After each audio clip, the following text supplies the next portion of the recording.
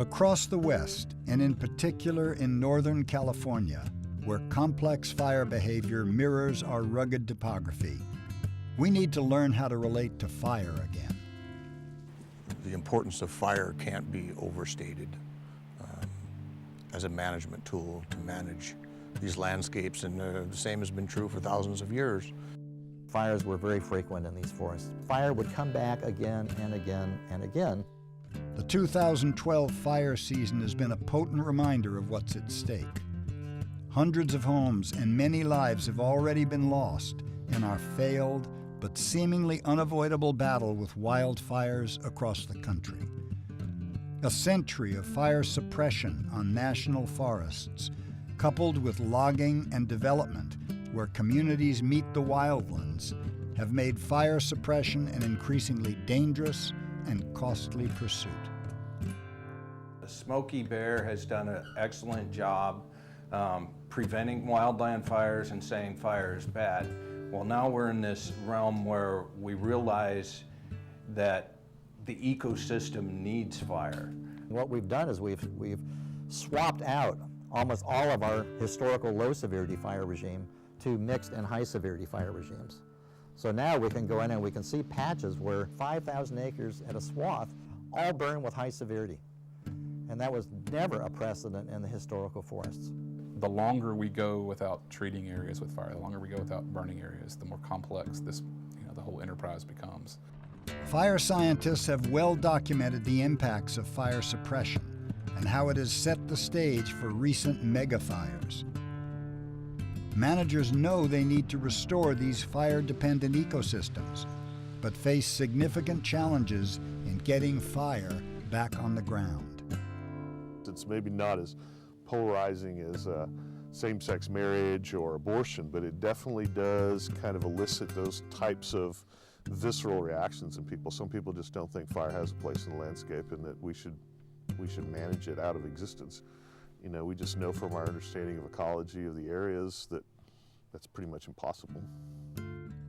We're now experiencing the rise of megafires across the West as fuel loading and climate change combine to overwhelm the most technologically advanced firefighting force in history. On a per acre basis, fire suppression is one of the most expensive land management activities we do. It's not sustainable. When I see $12 million being spent on one fire, I'm thinking $12 million, man, what could we do? What could we do with prescribed fire? Oh, man. The Karuk Tribe still occupies their Aboriginal territory in the western Klamath Mountains, where they've been burning for thousands of years. The knowledge still exists on how, when, and why to burn.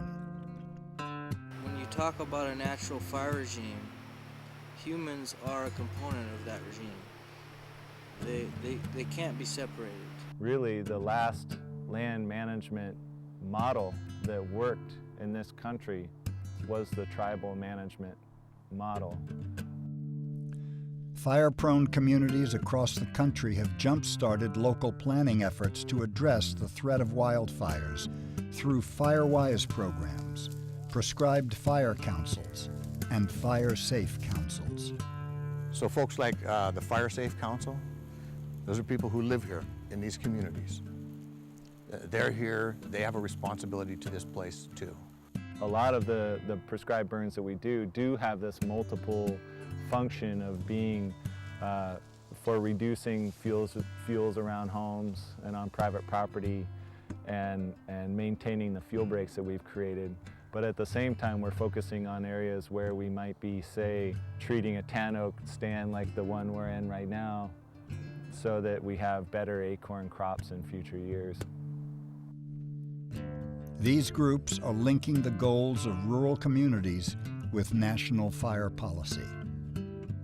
The national parks in the West have been leaders in the use of prescribed fire for biodiversity conservation. A wildland fire burning into an area that's been treated with fire, prescribed burn, basically the intensities drop, turns into a low intensity fire. Resources are able to stop fire spread within those areas. Forest Service burn managers in Northern California are also using prescribed fire as a tool to protect communities.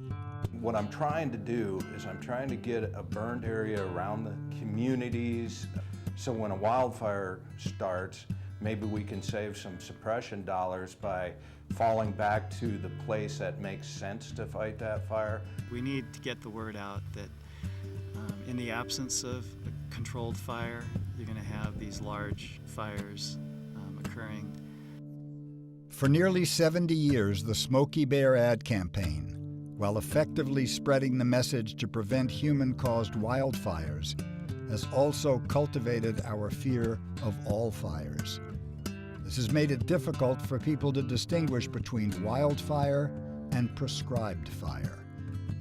The Northern California Prescribed Fire Council is working to change that.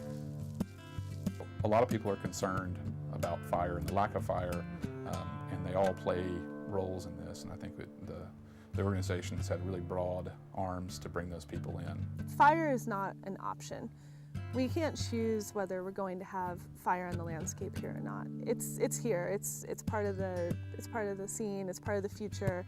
If someone thinks that prescribed fire is inherently too dangerous, you know, the other option is wildfire, which is inherently much more dangerous. We are well situated to provide a model for the rest of the country on what can be done. What can be done on a local level. Catching fire, prescribed burning in Northern California.